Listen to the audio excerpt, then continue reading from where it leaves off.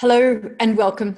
Today we're talking about positive reinforcement. And first of all, I just want to explain what that means. And there's a lot of confusion about the difference between positive and negative reinforcement. And it's not just in the horse world, it's actually more prevalent in the dog world, in the dog training world.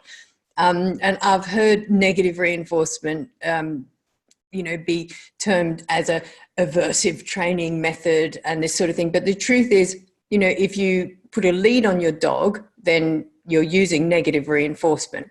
It's as simple as that. And I think it's important that we know what sort of training techniques we're using, and so that we can see when it might be suitable to use something different. So if we're using negative reinforcement, when it might be suitable to use positive reinforcement instead. So it's important that we know the difference. It's also important that we know the difference between negative reinforcement and punishment, because a lot of people think it's the same thing, and it's completely different. The truth is that horse training, as dog training, is a mixture of the two. It's a mixture of positive and negative reinforcement. So, it's very, very difficult just to use positive reinforcement. It's also very, very difficult just to use negative reinforcement. So when you hear people saying, I only use positive reinforcement to train my horse, ask them if they ride the horse. Ask them if they put a head collar on the horse. Because if the answer to either of those questions is yes, then they're also using negative reinforcement. They just don't know that they're doing it. So it's, there are some real limitations with trying to only use positive reinforcement with horse training. So that's what we're going to talk about today. First of all, I just want to discuss the difference between positive and negative reinforcement and positive and negative punishment. Anything that's reinforcement means that we're trying to get that particular behavior that we're targeting to happen more often in the future. So that's the aim. Anything that's punishment, the aim is to stop that or make that behavior less likely to occur in the future. So that's the only difference between the two things. And it might be that we're using exactly the same motivator in both cases. So we might be punishing the horse with the same actual action that we would to reinforce the horse. It depends on what we're trying to get the horse to do. So it's not about how severe your motivator is. So a lot of people think punishment and they think, oh, well, you're hitting the horse or doing something cruel to the horse. And that's not necessarily the case. What makes something punishment is that we're trying to get that behavior to be less likely to occur in the future. Now, one thing we do know with horses is they don't learn as well from punishment as they do from reinforcement. So that's worth knowing, because it means that where we possibly can, we should be reinforcing behaviors that we want rather than punishing behaviors that we don't want. So let me just give you an example of how exactly the same cue can be used as punishment or can be used as reinforcement, depending on what you want the horse to do. So let's say your horse is, you've asked the horse to stand still. Okay, and you've asked the horse to stand still, and the horse walks forward. And you actually want the horse to stand still. So the walking forward behavior is what you want to prevent from happening in the future. So you tap the horse very lightly on the cannon bone, on the front leg, with the whip, and the horse steps backwards. Then you stop tapping the horse. And the horse steps forward again, you tap the horse steps back to where it was told to stand, and you stop tapping the horse. So what we're doing is we're punishing, positive punishment. We're adding something, tap, very gentle tap, to the leg to ask the horse not to step forward. So we don't want that behavior happening in the future. That's what makes it punishment. Okay, so now let's have the same cue, so tapping the horse on the foreleg, but we'll use it as negative reinforcement to teach the horse to back up. So in this situation, the horse is halted. We then tap it on the cannon bone, until it steps backwards, and then we stop tapping and reward the horse with a scratch. That is exactly the same cue, but we're using it there as negative reinforcement. Now, it's only negative because we take it away, which means we stop doing it. And it's reinforcement because it makes that behavior more likely to occur in the future. It's positive punishment because we're adding it. We're adding something the horse doesn't want.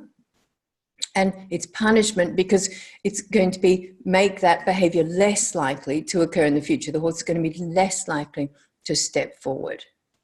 So knowing this, let's go back to the horse that you want to stand still. And I always say to people, you can't teach a horse to stand still. You know, you can offer it the opportunity, but you can't stop its legs from moving. And of course, you sort of can if you want to employ punishment, which, you know, we want to try to avoid doing. So let's say we want to teach the horse to stand still. What we can do is offer it the opportunity. So I'll do an exercise with the horse. I give to the bit, for example, work some shoulder control on the ground, and then I'll say whoa to the horse. I'll stop walking, and then I'll pick up pressure on the rein. As soon as the horse stops, I'll release the pressure on the rein. So my motivator is actually the rein pressure. As soon as the horse stops, I release that. That's negative reinforcement. And then I'll add positive reinforcement by praising the horse and scratching the horse on the wither or rubbing the horse on the neck. And then when the horse steps forward, rather than punishing the horse, I'll just thank the horse for the energy. And I'll go back to my previous exercise, which was give to the bit and shoulder control. And in a minute or two, I'll ask the horse or offer the horse another opportunity to rest by cueing the horse to stop again. And I'll go through the same process. I'll say whoa, and then I'll stop walking. And then the final thing, the thing that the horse doesn't want, which is the strongest negative reinforcement, is I'm going to pick up some pressure on the lead rope or the rein until the horse stops walking forward. Then I'll release, add my positive reinforcement with a scratch on the wither and a soft word, and I reward the horse like that until the horse decides to move again. And then I'm going to be proactive. I'm going to say, thank you, horse, for that energy. Let's do some shoulder work. And I'll keep repeating that process until what the horse learns is self-carriage. So the horse learns that actually it can just stand there and relax until I cue it to move forward. And what that does is it starts to build that bubble of communication. And it stops me from being really reactive with the horse. The horse walks forward. I don't want the horse to walk forward. So rather than punishing the horse for walking forward, I'm thanking the horse for the energy, and I'm doing something proactive, something constructive. I'm teaching the horse something I want it to know. And the more we can turn a training situation around like that and think, okay, well, the horse has given me this energy. Let me use that to teach something that I want the horse to know. And I think that keeps us being really proactive, and it keeps the horse in that bubble of communication, which is so important. Keeps the horse engaged. Training is often just a matter of getting that emotional level right and increasing the emotional level when we need to engage the horse with learning. And that's one of the things that goes wrong most often when people say, I only use positive reinforcement. The problem with positive reinforcement and horses, and dogs are a bit different, so we'll talk about dogs in a minute. The problem with positive reinforcement in horses is it's very difficult to increase the emotional level of the horse with positive reinforcement. So if, let's just discuss this first actually. Positive reinforcement, a lot of people think of it as food. And you know, that's a small aspect of positive reinforcement. Positive reinforcement means adding anything that the horse wants. So it could be a kind word, it could be food, it could be a scratch on the wither, it could be a stroke on the neck, it could be any of these things are positive reinforcement. And it's very, very difficult to spend more than a minute with your horse without positively reinforcing your horse in some way. So negative reinforcement gets a bad rap because it's got the word negatives, which is why I use pressure release more often, because it has a more positive connotation for people, but it makes no difference. It means you put some sort of pressure on your horse. That might be your voice. You know, it might be your voice. It might be your proximity. You might just get closer to the horse. Again, that's negative reinforcement. The negative part, the negative part means we're going to remove the pressure. So if you get closer to the horse, the negative part is simply stepping back. Or if you're using your voice as negative reinforcement, the negative part is stopping and being quiet with the horse. So it might be you're clucking the horse to trot. It's negative reinforcement. And you keep clucking until the horse trots, and then you're quiet. That's the negative part. We take away the clucking, and exactly the same way as you put your leg on the horse to ask it to go forward, and when it goes forward, you remove your leg. So having got that said, we now wanted to look at how to raise the emotional level with positive and negative reinforcement. So let's say we want to teach the horse to piaffe. You know, a lot of people say, oh, can you teach my horse to piaffe? And I go, oh, no. Can your horse trot? And they go, yeah. I said, well, you can teach your horse to piaffe. And then we look at people who do liberty training, and we look at the end result. And there's a horse piaffing, no bridle or anything, piaffing at liberty. And we go, oh, I want that. You know, I want to teach my horse that with positive reinforcement, because, you know, it looks great. It does look great. But we need to think about this quite carefully. Was that lesson taught using a food reward or a scratch on the wither? Was it taught using just positive reinforcement? And the answer is no, because I can hold a carrot in front of my horse for about 3 years. It is not going to trot on the spot. It just won't happen. It's really, really hard to increase a horse's emotional level using food as a reward in the way we want to engage the horse with learning. It can increase a lot of horses' emotional level in a very negative way, where they get a bit pushy for food and that sort of thing. When the clicker training, for example, is not well done. It's great when it's well done, but when it's not well done and the horse starts, you know, trying to push you around for food, that's not a good deal. And so positive reinforcement in the form of food is often not well used like that. But regardless, even when it is well used, it's still very hard to increase the horse's emotional level with food as a reward alone. Now, this is different from other animals, like a dog. Now, I wonder if this is because in the wild, a horse will graze for, 16 hours plus a day. And that's, that's the horse's food. It eats the grass, it grazes all those hours a day.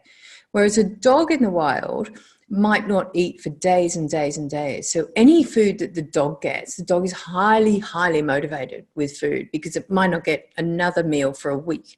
And it's going to eat whatever it can get as well. So I find with my dog in particular, he will do almost anything for a treat. It doesn't really even matter what the treat is. It could be a bit of cheese, it could be a bit of meat, it could be a plastic bag.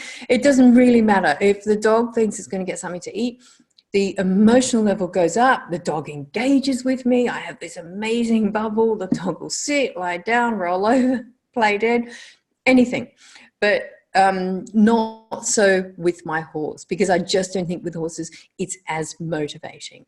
So having said that, how do we motivate horses? How do we then teach horses things like piaffe, where you need to increase their emotional level? And how do we get that to liberty? How do we then have the horse piaffing and not giving it food, or giving it food and not using any negative reinforcement? How do we get to that end result?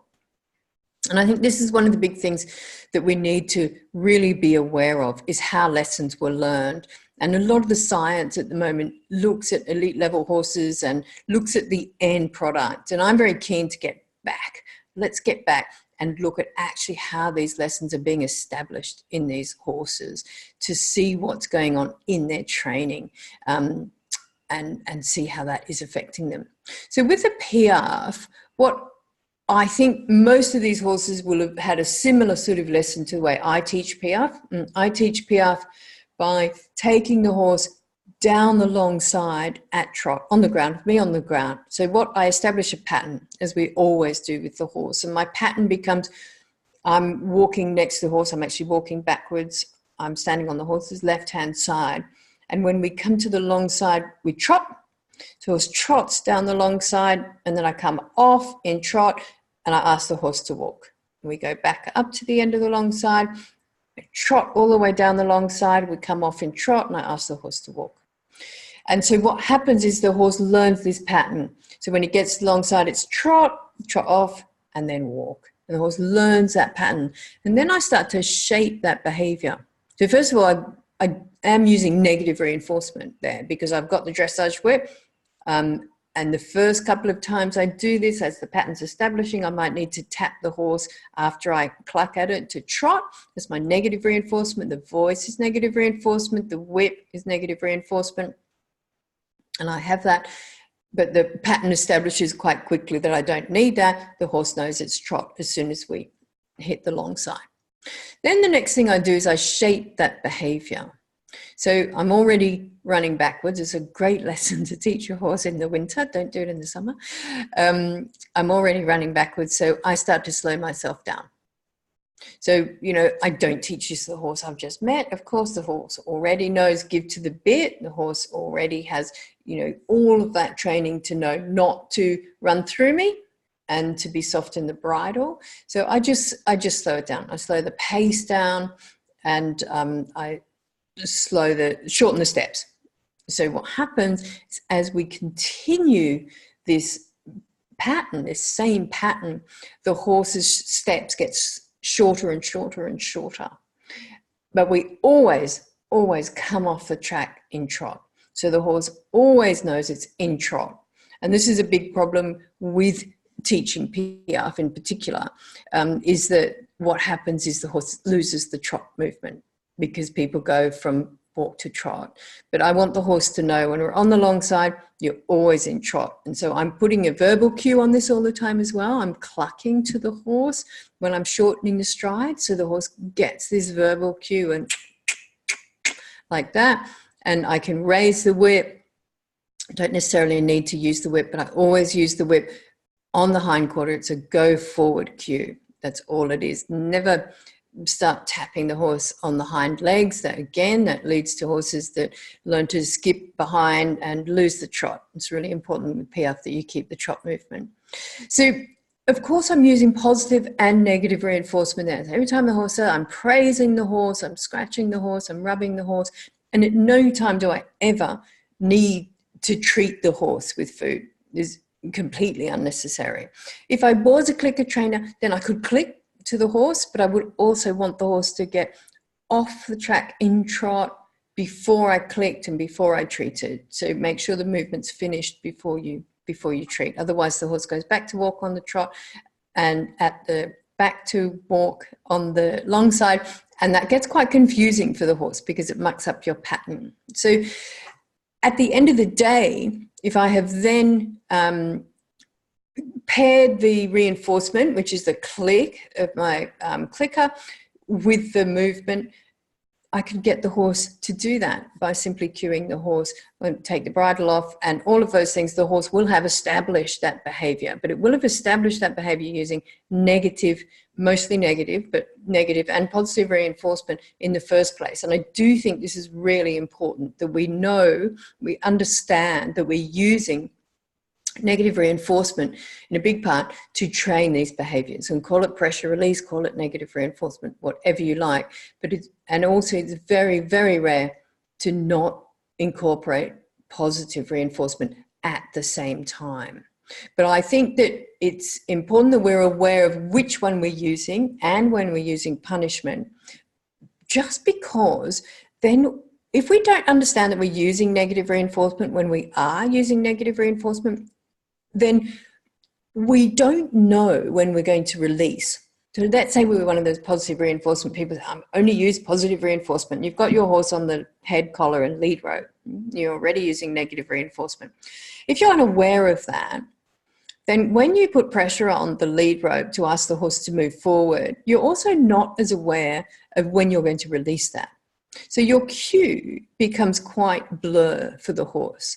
Now, this can often lead to horses very confused, because if your signals aren't clear, if the horse isn't getting a clear release when it does the right thing, which is step forward in this case, your horse is likely to get confused and probably quite frustrated. So I think down the track, this leads to a lot more complications. I also wonder if it's why when we see horses at liberty that are being, trained with a lot of positive reinforcement, which is not a bad thing.